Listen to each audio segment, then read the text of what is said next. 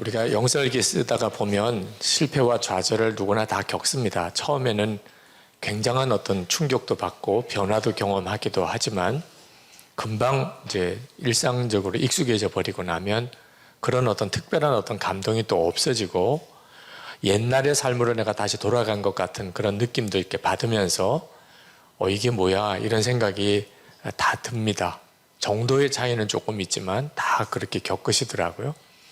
그래서 이 제자훈련 과정에서 위기와 극복의 단원을 미리 말씀을 드리는 것이 굉장히 중요하다는 생각이 들었어요. 왜냐하면 굉장히 오래 방황을 하고 다시 회복되어지시는 게 너무 안타깝더라고요. 그래서 미리 예방주사를 맞듯이 말씀을 드리는 게 옳겠다 그런 생각이 들었습니다.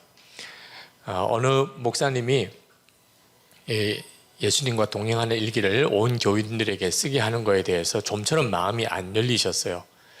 그렇지 않아도 힘들고 바쁜 게 많은데 또 무슨 일기까지 쓰게 교인들을 해야 되나 뭐 이런 생각을 하셨던 거죠. 그런데 목회를 열심히 하시면서 교회가 많이 이제 성장을 하셨는데 교육자들 사이에 계속 트러블을 경험을 하고 또 교회 중직들 사이에 계속 갈등이 일어나는 구조 속에 이제 빠져보니까 교인이 늘어나는 것만 목적으로 목회해서는 안 되는구나 하는 걸 깨달으셨어요. 그래서 마음을 바꾸셨어요. 우리가 매일 서로 주님과 동행하는 삶을 같이 사는 훈련을 철저하게 하지 않으면 교인 수만 많아지는 성장은 굉장한 위기를 가져오겠구나 하는 것을 깨달으셨다고 그랬어요. 여러분 정말 그렇습니다. 사역을 하면서 이건 가장 중요한 기초예요, 사실. 주님과 동행하는 것이 성도의 삶의 본질이거든요. 그런데 이걸 그냥 각자 알아서 하라고 내버려 두어서는 절대로 못합니다. 그래서 우리가 말도 안 되는 시험과 어려움을 목회하면서 겪는 거예요. 근데 이 문제를 가장 중요하게 다뤄줘서 교인들을 훈련시켜주면 교인들이 실제로 교회를 섬기고 공동체를 만들어가는 데 있어서 정말 놀라워요, 변화가. 근데 이제 막상 예수님과 동행일기를 쓰게 하면서 첫 번째, 두 번째 이렇게 부딪혀오는 시험을 극복하게 해주는 일이 이제 중요한 과제입니다. 우리 김승희 목사님이 억지로는 절대로 하지 마시라고 그랬잖아요. 이것도 경험에서 나온 이야기예요. 억지로는 정말 안 돼요. 억지로 다른 사람을 주님과 친밀하게 할 수 없어요. 만약에 그렇게 할 수 있다면 하나님도 하셨을 거예요. 하나님도 못하고 계신 일을 우리가 어떻게 억지로 해요? 우리가 할 수 있는 일은 그저 갈급함을 일으켜내는 겁니다. 성도들 안에 주님과 친밀하고 싶다는 갈급함을, 그리고 그렇게 살 수 있구나라고 하는 그 믿음을 일으켜내는 일이 우리가 할 일이에요. 조두만 목사님이라고 은퇴하신 목사님이 목회 지혜를 이렇게 표현하셨는데, 한 마리 소를 끌고 갈 수는 없어도 10마리 소를 몰고 갈 수는 있다는 표현을 쓰셨어요. 당신이 목회할 때 항상 생각하셨던 거죠. 그러니까 어떤 한 사람을 억지로 어떻게 하게 만드는 일은 목회해 보셨으니까 다 안 된다는 결론이 내렸잖아요. 그런데 분위기를 만들어주면 10마리의 소도 그냥 그 분위기에 따라서 쑥 움직이는 거죠. 그러니까 우리가 목회할 때 지혜가 필요해요. 교인들에게 주님과 친밀히 동행하고 싶은 이 갈망, 소원을 어떻게 불러일으키지요? 하나 있어요. 목사님 자신이 주님과 친밀히 동행하는 것에 정말 푹 빠지는 겁니다. 교인들이 압니다. 우리 목사님이 요즘에 무엇으로 인해서 가장 즐거워하시는지를. 왜냐하면 계속 그 말이 나와요. 제가 어느 날 어느 분이 저에게 이야기를 하시더라고요. 목사님 요즘에 아주 기분이 좋으신가 봐요. 그래서 왜 그렇습니까? 그러니까 말이 많으시네요. 그래서 근데 좀 어쩔 수가 없어요. 오늘 목사님 굉장히 기분이 좋으신가 봐 하는 거, 말하는 거 보면 알잖아요. 그러니까 목사님 자신이 주님과 친밀함에 대해서 계속 눈떠가는 일이 있으면 설교 때나 뭐 신방을 가서나 교인들하고 만날 때나 그 이야기를 하게 돼 있어요. 제가 요즘에 일기를 쓰는데요, 뭐 이렇게 말이 나오고, 나중에 이제 교인들이 제발 그 이야기 좀 하지 마세요, 또 일기예요, 뭐 이렇게 이야기할 정도로 자꾸 이야기가 나오게 됩니다. 그게 가장 좋은 방법이더라고요. 목사님이 예수님과 동행일기를 이렇게 써 가시면서 주님에 대해서 이렇게 눈이 뜨여져 가는 거, 또 그런 일들을 또 이제 같이 우리 웹사이트에 들어오면 다른 분들의 일기를 같이 나누어 보고 추천글을 또 읽어보면서 아, 주님과 동행하는 삶에 이런 일들이 있구나 라면 말씀을 전할 때 그 이야기가 어쩔 수 없이 연결이 되게 됩니다. 그러면 반드시 성령을 모시고 사는 사람은 그렇게 나도 되고 싶은 마음이 일어나게 돼 있어요.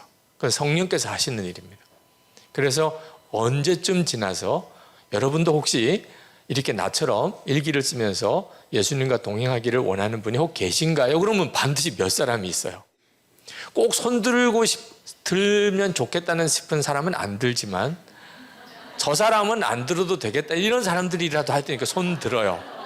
그러면 이제 그 사람들 데리고 시작을 하는 겁니다. 그 사람들 데리고. 왜냐면 거부감이 전혀 없어요. 누구 보고 강요도 안 했고 그냥 갈급한 사람들끼리 하는 거니까. 근데 이제 첫 번째 수료가 되고 이제 간증하는 시간에 이제 수요일 예배나 주일 저녁 예배나 이렇게 이제 영성일기 제자훈련 간증 시간을 이렇게 두어서 이제 한 분이 간증을 하게 하면 갑자기 교회 분위기가 달라집니다. 10주 전에 저 사람이랑 나나 수준이 비슷했는데 이제는 뭘 친밀하다고? 뭐 이렇게 이제 반응이 나와요.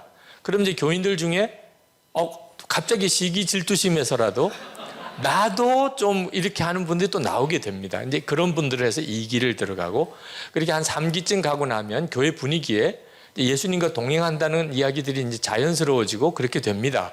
그러면 이제 중직자들에게 은근히 이제 권하는 거예요. 장로님, 권사님, 한번 해보셔야 되지 않겠어요? 네. 분위기가 이제 사람은 본능적으로 어느 공동체에서나 이제 소외되는 걸 굉장히 싫어하게 되어 있습니다. 그래서 뭐 억지로 꼭 하세요 이렇게 안 해도 한번 해볼까요? 뭐 이렇게 해보세요. 그냥 한번 어떤 건가 한번 보세요. 이렇게 그래서 이제 장로님이나 권사님이 끝나고 나면 이제 빛나는 졸업장을 제대로 안 하셔도 좋아요. 과정을 마쳤다는 확실한 증거로 빛나는 졸업장을 드리면 다 그 다음부터는 후배가 되는 겁니다. 참 묘해요. 자기는 잘 안 해도 뒷사람한테 열심히 해보니까 너무 좋더라. 이런 분위기가 묘하게 이제 한국 교회 분위기예요. 그런 분위기를 만들어주는 거죠. 그러면 이제 진짜 사모하고 갈급한 사람들이 하는데 그게 다 우산이 됩니다. 사실 이제 이런 단계를 조금은 인내를 가지면서 할 필요가 있는데 그런 과정에서 겪는 것이 해도 안 되네요. 뭐 처음에는 좋았는데 지금은 뭐 못하겠어요. 이런 분들이 이제 나오는 것을 이걸 어떻게 해결해 주어야 되는가. 또 우선 목사님, 사모님들 자체가 그런 경험을 하게 되는 좌절 경험하고 조금 이제 좀 심심해지고 뭐 의미가 없어 보이고 이런 느낌이 오는 경우를 이거 어떻게 극복해야 되는가 하는 거예요. 결론만 먼저 말씀드리면 실패와 좌절의 경험은 굉장히 유익합니다. 실제로 목사님과 사모님들이 실제로 영성일기를 쓰면서 실패와 좌절을 경험해 보아야 교인들에게 도움을 줄 수가 있어요. 교인들이 다 똑같은 일을 겪으니까요. 내가 실제로 겪어 보았고 극복해 보아야 비로소 교인들에게 실질적인 도움이 되는 가이드를 할 수가 있습니다. 그리고 또 하나가 실패를 많이 경험해 본 사람이 참 좋은 코치가 되더라고요. 저희 교회에 이 위기와 극복 단원에 전문 강사가 있어요. 부목사님 한 분이. 하여튼 그분이 강의하면 뭐 배꼽 빠지게 웃고 다들 그렇게 흐뭇해해요. 이유는 그분이 제일 많이 실패를 경험. 자기가 나 실패를 막 얼마나 철저하게 경험했는지 자기 실패 사례만 이야기를 해줘도 다들 은혜가 되는 그런 분위기예요. 그러니 지나고 보면 실패를 경험한 것조차도 굉장히 유익하구나. 다른 사람을 돕는 일에 있어서요. 자, 실패를 경험하는 데는 제가 가만히 이렇게 점검해 보니까 크게 3가지 이유가 있더라고요. 이 3가지 이유를 잘 기억하세요. 예수 동행 일기를 쓰면서 좌절과 실패를 경험하는 이유. 첫 번째는요, 일기에만 초점을 두고 쓰는 경우예요. 하여튼 우리 한국에는 열심히 대단한 분들이 있어요. 자, 이제 예수 동행 일기다. 그러면 이제 작정을 하고 이제 일기를 매일 어떤 분은 하루에 2씩도 올려요. 왜냐면 경쟁이 붙어가지고 몇 회 올렸냐 이런 게 경쟁 때문에 왜 하루에 2번 올리나 이해가 잘 안 되지만 그런 분들이 또 계세요. 네. 큐티를 해도요, 철저하게 큐티는 해요. 이런 새벽기도 아주 죽으라고 목숨 걸고 새벽기도는 안 빠지고 나오는 분. 이렇게 율법적으로 철저하게 뭐 하나를 지킨다 이런 의식을 가지고 일기를 쓰시는 경우에는 쓰면서 넘어지고 쓰면서 옛날 생활로 돌아가고 이런 분들이 나오더라고요. 영성 일기는 썼어요. 뭐 우리가 큐티는 했어 이런 말인 것 똑같아요. 어느 목사님이 마음이 이렇게 참 힘들어서 오셨더라고요. 그분이 음란한 문제, 이제 음란물에 빠져서 살다가 지푸라기라도 잡는 심정으로 이제 예수 동행 일기를 쓰신 겁니다. 아, 이거 쓰면은 내가 해결될 수 있겠구나 이렇게 쓰셨어요. 정말 그렇게 됐어요. 극복이 되셨습니다. 근데 어느 날 이제 일기를 쓰고 난 다음에 이상하게 마음이 풀어져요. 썼어, 오늘 썼어. 그러고 난 다음에 그만 자기도 모르게 인터넷을 들어가서 이제 뉴스를 보다가 옛날 습관대로 그냥 음란 사이트에 들어가서 거의 밤을 새다시피 음란물을 보았어요. 나는 안 되는구나. 나는 이렇게 영성일기 써도 안 되는구나. 이런 이제 비참한 마음을 가지고 저에게 오신 거예요. 목사님, 저 그런 이야기를 서로 나누는 것 자체가 사실 힘들지만 그 목사님에게는 심각한 문제였어요. 왜 나는 진짜 안 되는 건가요? 이런 생각 때문에. 저도 하나님 앞에 나가서 기도하는데 참 마음이 안타깝더라고요. 이런 경우는 어떻게 해야 되나요? 근데 제 마음속에 하나님이 주시는 것 같아요. 어떤 생각이. 그래서 그 목사님을 다시 만났어요. 목사님, 참 목사님 경우가 마음이 안타까운데 목사님 일기는 계속 쓰셨다고 그러시는데 그 일기 쓴 것에 대해서 저에게 좀 다시 좀 나누십시다. 근데 그 목사님이 진짜 일기만 쓴 거예요. 일기는 썼어. 그러나 서서히 이제 인터넷에 뉴스를 보다가 또 검색하고 뭐 이러면서 자꾸 이렇게 생각이 눈이 흐트러지기 시작하는 거예요. 그런 조짐이 상당히 지속되다가 결국 그날 음란물로 들어가게 된 겁니다. 그러니까 일기를 쓰면서 주님과 친밀히 동행하는 게 목적인데 어느 순간부터 그냥 일기만 쓴 거예요. 같이 나눈 방 식구들이 있으니까 내가 하나 일기를 썼다는 것만 확인하는 정도로 주님과 친밀히 교제하는 것에 대해서 어느덧 이제 감각을 잃어버리게 되고 그러니까 일기는 썼는데 무너지는 일이 생기게 된 겁니다. 그래서 목사님, 우리가 일기만 쓰자고 이렇게 시작한 거 아니잖아요. 예수님을 계속 바라보자고 일기도 쓰는 건데 목사님, 우리 인터넷 뉴스 보지 맙시다. 저도 목사님도 우리 서로 약속하고 인터넷 뉴스 보지 맙시다. 자꾸 그러다 보니까는 곁눈질이 되는데 우리가 그 점에 대해서 훈련이 안 돼서 그런 것 같습니다. 그래서 다시 서로 약속하고 마음 잡고 그렇게 주님 바라보는 일을 다시 돌아온 적이 있어요.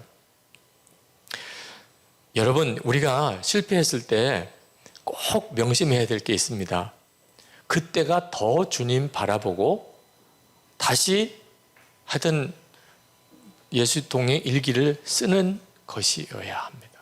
왜냐하면 우리가 실패했을 때 반드시 거기에는 우리를 실패하게 하는 마귀의 역사가 있었습니다. 근데 이 마귀가 원하는 게 뭔지를 아셔야 돼요. 마귀가 원하는 건 이겁니다. 우리로 하여금 좌절감 느끼고 실패하게 만드는데 목적이 있는 게 아니에요. 마귀가 원하는 것은 딱 하나입니다. 다시는 주님만 바라보려고 하지 마. 안 되잖아. 안 되잖아, 너. 너 실패했어, 안 했어? 쓸데없는 거 좀 하지 마. 아마 유규석 목사도 안 될 거야. 그러니 괜히 엉뚱한 데 휘둘리지 말고 너는 그냥 옛날 하던 대로 가. 하지 마. 하지 마. 마귀가 원하는 것은 주님 바라보려고 하는 노력을 하지 말라는 거예요. 그게 모든 것의 밑바탕이니까 우리를 넘어뜨리는 가장 밑바탕이에요. 주를 바라보지 못하면 그 다음엔 마귀가 하자는 대로 갑니다. 그러니까 여러분이 실패했을 때 알아야 돼요. 적어도 마귀가 하자는 대로는 하지 말아야 되잖아요. 이 상황에서 마귀가 원하는 것은 안 하는 거예요.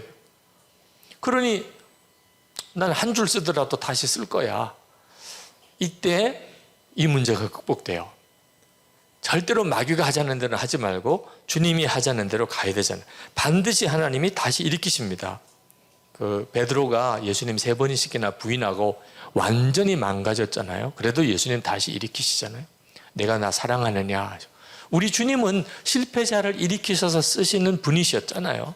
그러니까 실패했다고 난 안 되나 봐. 그거 완전히 속는 거라는. 두 번째, 실패하는 이유는요,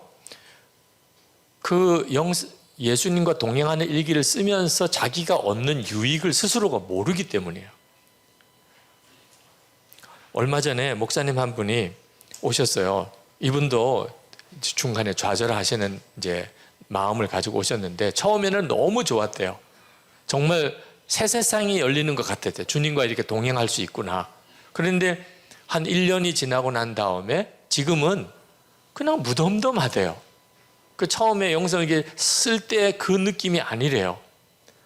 목사님, 이거 좀 큰일 났습니다. 이거 정상인가요? 이제 이렇게 물어보시더라고요.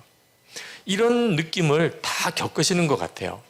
제가 제일 고민이 어떻게 하면 나는 육신에 끌려 살지 않나. 목사로서 제일 큰 고민이에요. 교인들은 제 모든 삶을 다 알 수가 없죠. 그러니까 교인들에게 보여주는 목사로서만 볼 수밖에 없어요. 저는 저 자신을 통째로 다 아는 거죠. 제 속에 이렇게 육신에 끌려가는 이 성향, 자꾸 육신에 무너지는 것, 이거 어떻게 하나? 이게 저에게 있어서는 정말 큰 문제였거든요. 근데 예수 동행 일기를 쓰면서 놀랍게 제게 일어난 일이 육신에 끌려가는 삶이 멈춰진 거예요. 제가 무슨 성령의 역사로 제 속에서 막 생수의 강이 흘러넘치고, 그리고 제가 손만 대면 주 예수님의 역사가 나타나서 눈먼 자도 눈 뜨고 장애인도 다 일어나고, 이런 역사는 제게 안 일어나지만 저 안에 정말 놀라운 변화가 일어난 것이, 이제는 옛날처럼 어처구니 없이 막 무너지는, 전에는 은밀한 시간은 은밀히 죄 짓는 시간이에요. 근데 지금은 은밀한 시간이 은밀한 은혜의 시간이 됐어요. 이건 정말 너무나 놀라운 거예요.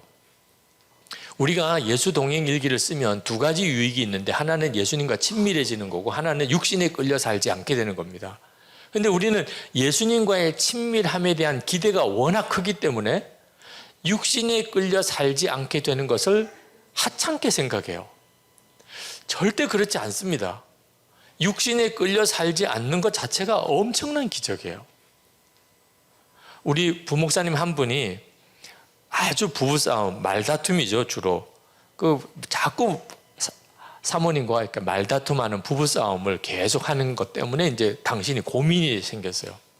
이거 이렇게 하는 게 은혜롭지 못한데, 설교할 때마다 가책이 느껴지고. 그래서 이제 사모님하고 그 문제를 고민을 이야기하다가 두 분이 결심을 했어요. 하나님 앞에 같이 공동기도, 우리 다시 이제 싸우지 맙시다. 그러면서 우리가 만약에 다시 싸우면 한 달 생활비를 다 헌금하는 걸로 합시다. 그렇게 약속했어요. 정말 이제 싸워서는 안 되겠다고 생각하고. 근데 그렇게 결심을 했는데 싸웠어요. 자, 한 달 생활비를 헌금해야 돼요, 말아야 돼요? 이제 그렇게 약속을 했으니 해야죠. 그래서 한 달 생활비를 다 헌금을 해버렸어요. 그리고 한 달 동안 얼마나 힘들었겠어요. 다시는 안 싸우게 됐대요. 다시는 안 싸우게 됐대요. 진짜 내가 내 마음에 정말 이건 하지 말아야 되겠다, 이렇게 결단하면, 그러면 사람에게는 그런 변화의 역사가 일어납니다. 그렇지만 이 육신에 끌려 사는 이 성향만큼은 참 극복하기가 어려운 거예요. 정말 우리 자신을 내적으로 무너뜨리는 거죠. 근데 예수님과 동행하는 일기를 쓰면서 이 역사가 일어나기 시작하는 거예요. 정말 오늘은 쓰지 말아야 되겠다, 이런 날이 저에게도 있었어요. 뭘 쓸 거냐 도대체. 일기 썼다가는 난리 난다, 이런 일이 있었던 날이 있었어요. 하여튼 부목사님과 장로님들이 오늘은 다 들어와서 내 일기를 보려고 그럴 거다. 이런 느낌이 있는 날도 있었어요. 도대체 이걸 어떻게 해야 되냐. 오늘은 그냥 패스하고 지나가자. 이런 생각이 굴뚝 같아. 뭐 이래 쓸 수도 없고 저리 쓸 수도 없고. 그런데 저는 퇴로가 차단된 사람이잖아요. 안 쓸 수가 없는 사람이잖아요. 그러니까 써야 돼요.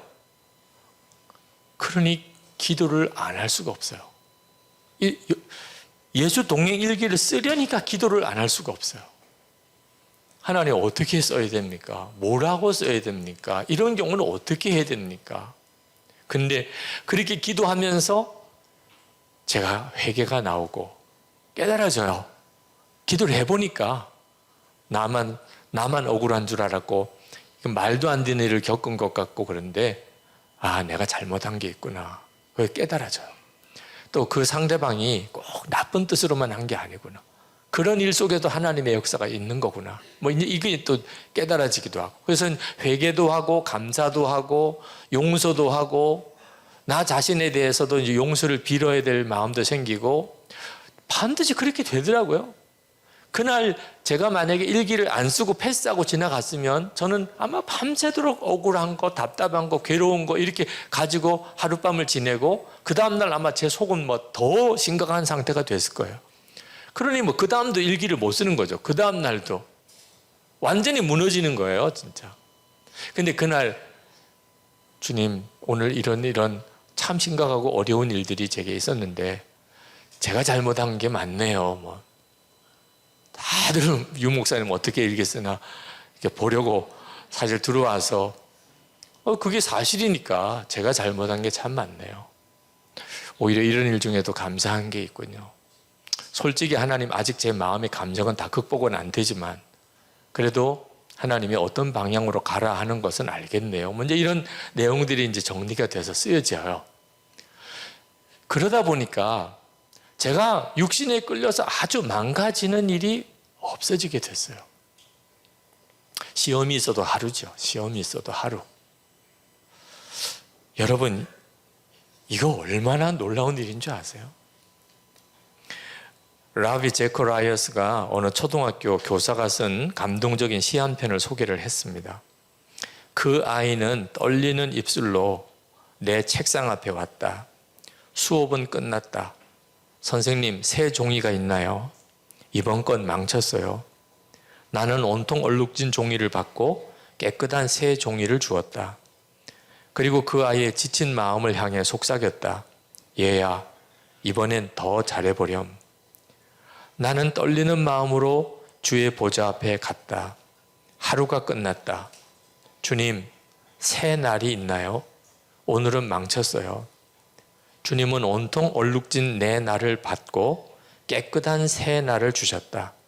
그리고 나의 지친 마음을 향해 속삭이셨다. 얘야, 이번엔 더 잘해보렴. 저는 이게 예수 동행 일기예요. 하루를 지나고 주님 오늘 정말 망쳤어요. 그러면 잘하신 거예요. 그날 하루. 망쳤다고 주님께 고백할 수 있다는 것은 우리에게 주어진 최고의 은혜예요. 그리고 이제 새 날을 또 받는 거예요. 근데 안타깝게도 많은 사람이요, 망친 그날 때문에 한 달도 1년도 그냥 그렇게 가요. 망친 채로 한 달도 1년도 간다니. 그리고 진짜 완전히 무너져 버려요. 어떤 분은 그래요. 기도하고 말씀 보고 뭐 그럭저럭 평범한 하루를 보냈다고 일기에 뭐 별로 쓸 게 없대요. 너무 지루하대요. 여러분, 이거 정말 배부른 소리 하는 거예요. 지금 우는 사자같이 마귀가 우리를 삼키려고 우리 주변을 돌아다니고 있는 걸 진짜 안다면 오늘 그저 기도하고 말씀 보고 뭐 특별한 별일이 없이 지났다. 우와, 이건 정말 기적 같은 날이죠. 아니, 우는 사자가 나를 삼키려고 그렇게 주변을 돌아다니고 있는데 오늘 별일이 없었어요.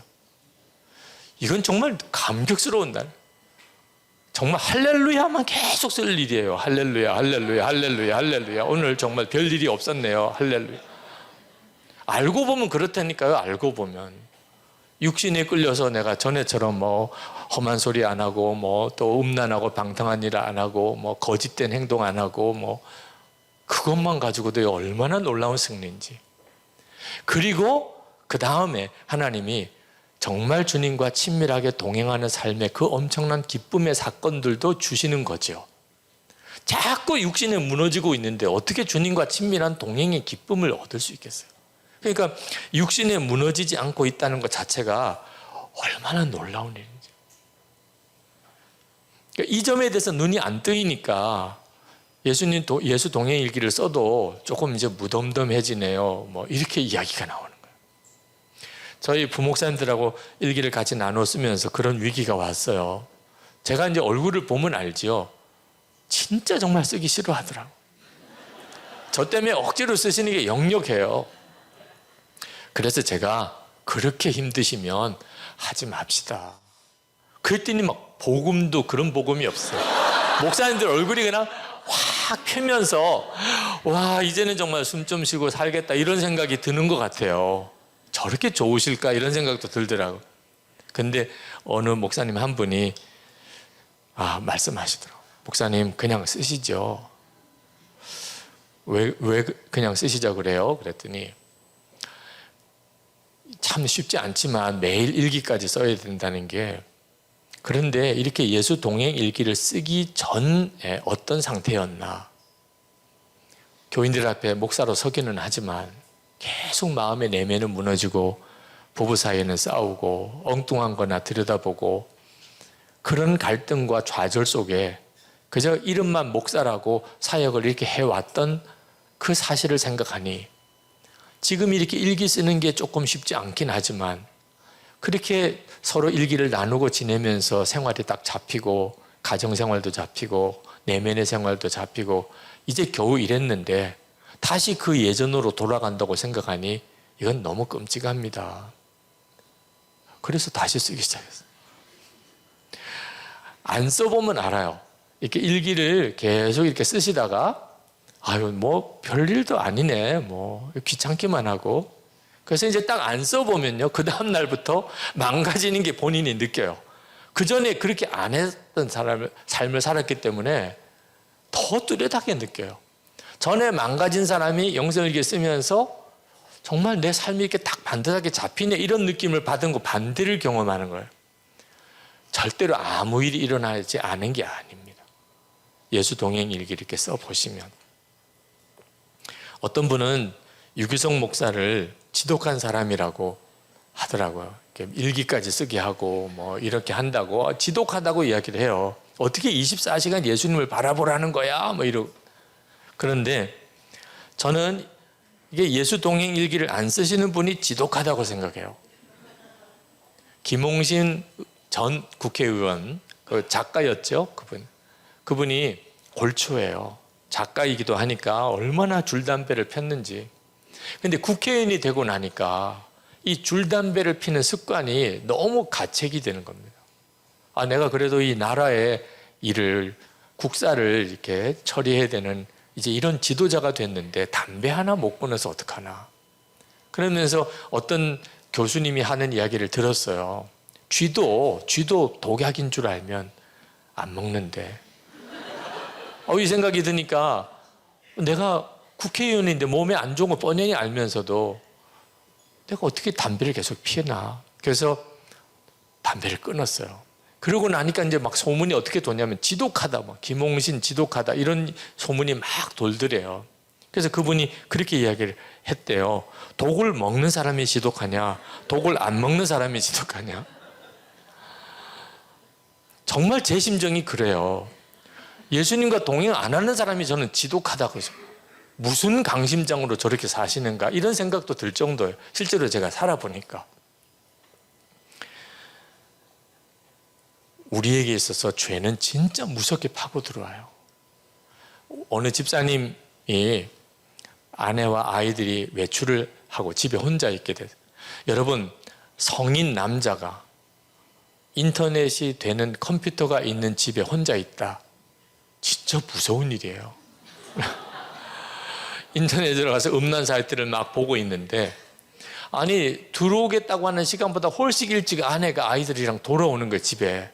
바깥에서 이제 아내가 문 열고 들어오는 소리가 딱 들리는데 자기는 지금 인터넷에서 음란 사이트를 보고 있는 중에 너무 짜증이 나더래. 왜 이렇게 빨리 들어오는 거야? 막 이런 화가 막 나면서 아내와 아이들이 들어오는 게 뭐 너무 싫더래요. 그런데 그 순간에 그 집사님이 아니 도대체 지금 내가 무슨 마음이야? 이 마음이 아내와 아이들이 집에 들어오는 게 이렇게 싫다면 이게 무슨 마음이야? 그래서 소스라치게 놀랐어요. 지금 내가 이 음란물을 보는 중에 내 영이 어떻게 바뀌는지를 순간 그분이 깨달은 거예요. 그리고 음란물을 끄는 거예요. 야, 이게 진짜 무서운 거구나. 내가 완전히 제정신이 아니게 되는 거구나. 예수님을 정말 왕으로 모시고 살고 싶은 마음이 간절하면, 그러면 예수 동행 일기 쓰는 것이 절대로 지나친 거 아닙니다.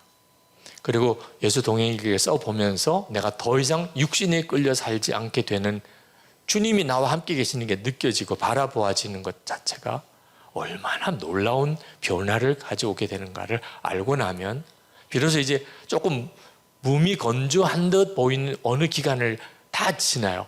항상 이렇게 조금씩 더 나아지는 식으로 그래프가 그려지는 게 아니고 그냥 루틴하게 이렇게 진행되는 것 같은데 갑자기 뛰고, 그러다가 또 쭉 지내다가 갑자기 뛰고, 이렇게 가요. 주님과의 교제의 깊이가 깊어지는 게. 그 다음 세 번째 실패의 이유는요, 주님과의 친밀함을 이루어 주실 주님에 대하여 완전히 믿지 못하기 때문입니다. 윌턴 마샬이 은밀한 죄에 빠져서 시달림을 아주 당할 때 그는 정말 절망적이었고 너무너무 괴로웠어요. 나는 진짜 주의 종이 아닌가 이런 생각도 들고, 그러다가 청교도 신학교에 있던 토마스 굿윈을 찾아가서 상담을 합니다. 제가 정말 하나님 뜻대로 살고 싶은데 실제로는 자꾸 죄에 무너지고 있습니다. 나는 도무지 구제불능인데 어떻게 하면 좋습니까? 이렇게 상담을 했더니 토마스 굿윈이 이렇게 대답을 했어요. 자네는 지금 자네가 짓고 있는 가장 나쁜 죄에 대해서 빼놓고 이야기하고 있네. 불신앙의 죄 말일세. 자네는 지금 자네의 죄악을 용서하시고 자네의 본성을 거룩하게 하시는 주 예수 그리스도를 진정으로 믿고 있지 않네. 이 윌턴 마샬이 충격을 받았어요. 자기는 무슨 음란한 거, 혈기 이런 것들이 큰 죄인 줄 알았는데 비교도 안 되는 죄를 짓고 있는 거예요. 나를 변화시키실 주님을 믿고 있지 않는 거. 아, 내가 진짜 그런 죄를 짓고 있구나. 그 사실을 그가 깨달았다고 책 속에 그렇게 쓰고 있어요. 여러분, 우리에게 있어서 진짜 필요한 건요, 나를 주님과 친밀히 동행하게 해주실 분은 주님이시라는 거예요. 여기서 노력으로 주님과 친밀해지느냐, 믿음으로 주님과 친밀해지느냐는 것이 갈라집니다. 노력으로 주님과 친밀해지려는 것은 그건 불가능해요. 계속 좌절만 옵니다. 그건 복음과도 안 맞아요. 주님과 친밀해지는 것, 거룩하게 성화된 삶을 사는 것, 그것 역시 믿음으로 돼요. 똑같은 노력을 하는 것 같은데 믿음이 있고 없고는 엄청난 차이가 있습니다. 그러니까 예수님이 이루실 것을 또 이미 이루셨다는 사실을 믿고 노력하는 것은 사실 노력이기보다는 믿음이에요.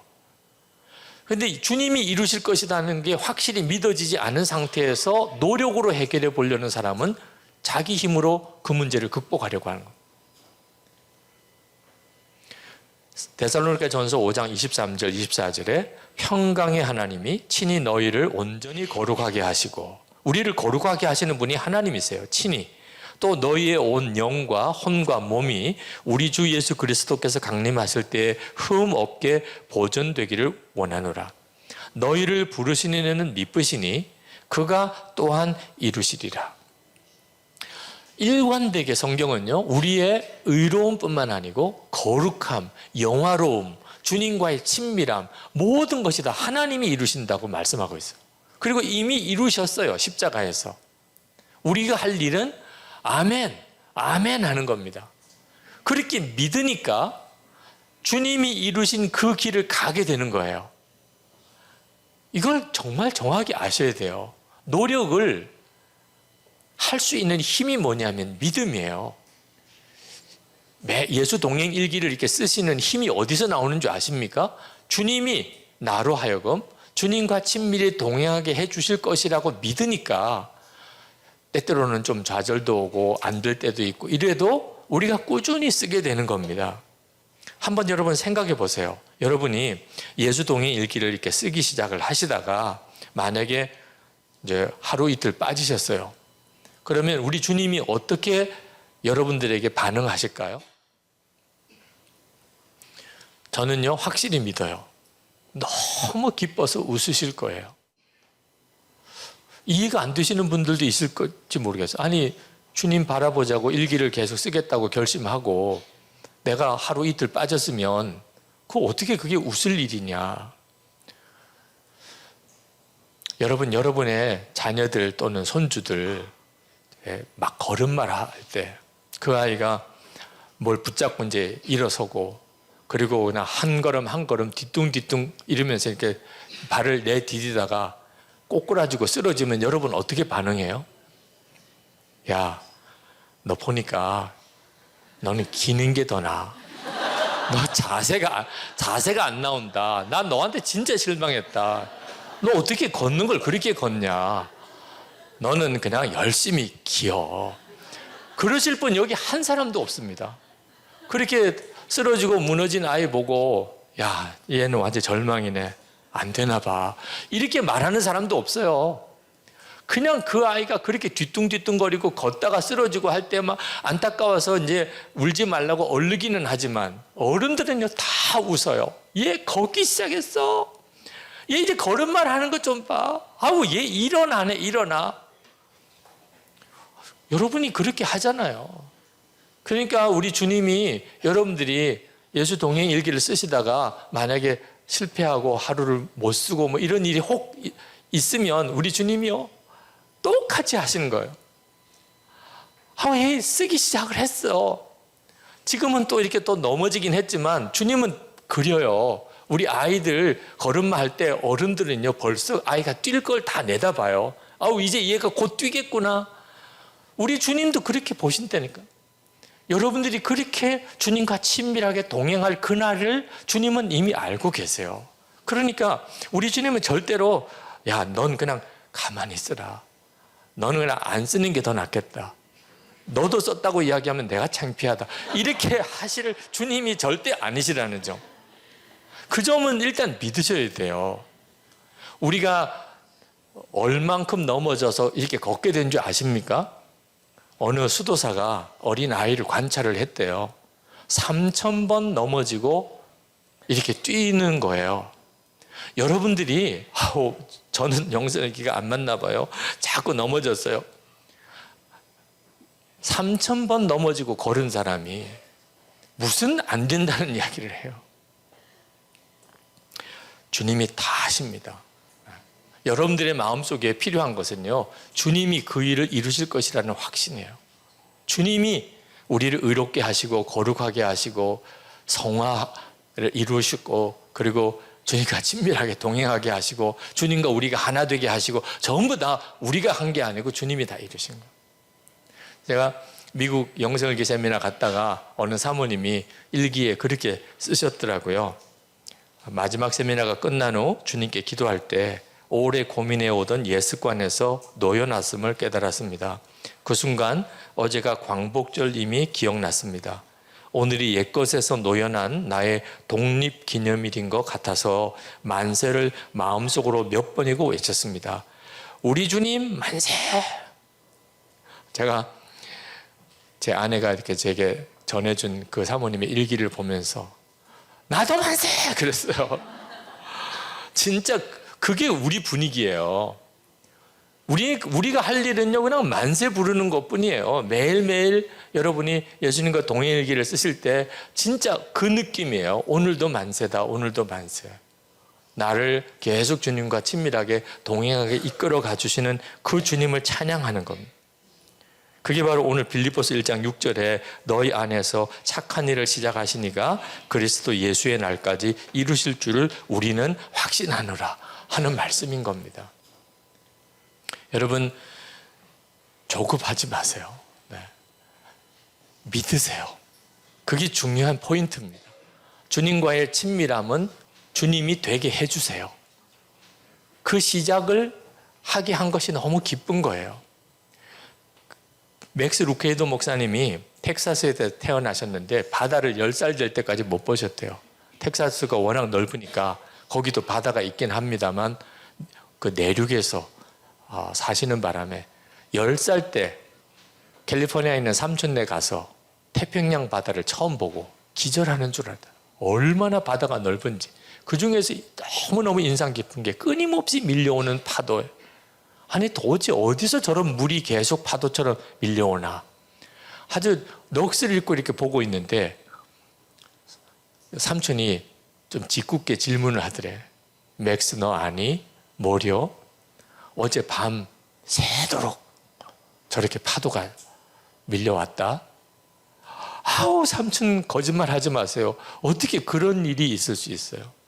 그랬더니 그 삼촌이 더 짓궂은 마음이 들어서 너 아니? 뭘요? 1000년 전부터 계속 저렇게 파도가 쳐왔다. 지금까지. 이 아이는 더 이상 이게 상상이 안 돼요. 1000년 동안 어떻게 물이 저렇게 계속 올 수 있나. 그랬더니 삼촌이 또 이야기를 해요. 너 아니? 이제 뭘 더 놀랄 일이 있냐. 1000년 뒤도 계속 저렇게 파도가 온다. 이제는 뭐 더 이상 어떻게 이해하려는 걸 다 포기했어요. 그러면서 삼촌에게 삼촌 나 저 바다에 한번 들어가 봐도 돼요? 그래. 그래서 모래사장을 뛰어서 바다에 텀벙 들어갔더니 파도가 확 밀려와서 그 모래사장 지나가면서 묻었던 다리에 있는 모래를 싹 씻겨가는 거예요. 너무 신기해서 다시 모래사장으로 나와서 다리에다가 모래를 묻히고 또 바닷속에 들어가니까 파도가 와서 또 다 씻기고 그걸 그날 얼마나 많이 반복했는지 모른다는 거예요. 자기가 어릴 때 10살 때 이야기를 그렇게 하시면서 갑자기 교인들을 이렇게 쭉 보면서 설교를 딱 중단하셨어요. 그러니까 교인들이 얼마나 긴장이 돼요. 어릴 때 이야기를 받아봤던 이야기를 쭉 하시다가 갑자기 딱 멈추시니까. 그리고 교인들이 이렇게 쭉 보시다가 삼촌이 했던 그 표현을 하는 거예요. 여러분 아십니까? 우리가 하나님 앞에 죄를 지었을 때 1000번도 더 넘게 은혜의 파도로 우리를 씻기시는 걸. 막 교인들이 그때 얼마나 전율하게 끊임없이 우리를 사랑하고 용서하시는 하나님의 은혜가 확 느껴지는 거예요. 그러면서 여기저기서 이제 흐느끼는 울음소리도 들리고. 여러분, 하나님의 은혜, 하나님의 사랑 그러지만 우리가 진짜 그래요. 하나님 저 또 실패, 말도 끝나기 전에 은혜의 파도가 확 밀려와서 씻겨내라. 아니 하나님 저는 정말 도무지 구제 은혜의 파도가 밀려와서 나를 또 씻겨가요. 1000번도 더 넘게 주님 앞에 나와서 나의 실패를 고백하면 또 씻겨서 다시 시작하게 하시는. 그러니까 은혜는요 설명이 되면 더 이상 은혜가 아니에요. 이해가 되면 더 이상 은혜가 아니에요. 진짜 설명도 안 되고 이해도 안 되고 이런 일이 있으면 될 것 같은 생각도 안 드는 그게 은혜잖아요. 우리를 주님과 친밀히 동행하려고 세우시는 주님의 마음이 우리 마음보다 훨씬 강합니다. 그리고 그 주님이 우리를 사로잡고 복음으로 주님과 우리가 하나 되게 하시고 그리고 우리를 이끌고 가고 계신데 우리가 노력해서 친밀하게 되는 거라고요? 절대 그렇지 않습니다. 믿으니까 주님과 동행하는 일기를 쓰면서 주님과 가까이 가기를 시작하는 겁니다. 주님이 나를 주님과 온전히 하나 되게 하실 것이라. 그러니까 좌절도 있겠고 때때로 갈등도 오겠지만 여러분 확신하세요. 정말 주님과 나는 그렇게 친밀하게 동행할 수 있을까? 물론이죠. 이미 내 안에 오신 걸. 그죠? 이걸 내가 실제로 살아내는 것을 우리가 눈 뜨자고 하는 것 뿐입니다. 이미 우리 안에 오신 것. 우리가 예수 동행일기를 잘 쓰면 그 다음에 주님이 오시는 게 아니잖아요. 이미 우리 안에 오셨으니 우리로 하여금 주님과 동행일기를 쓰게 하는 거죠. 그죠?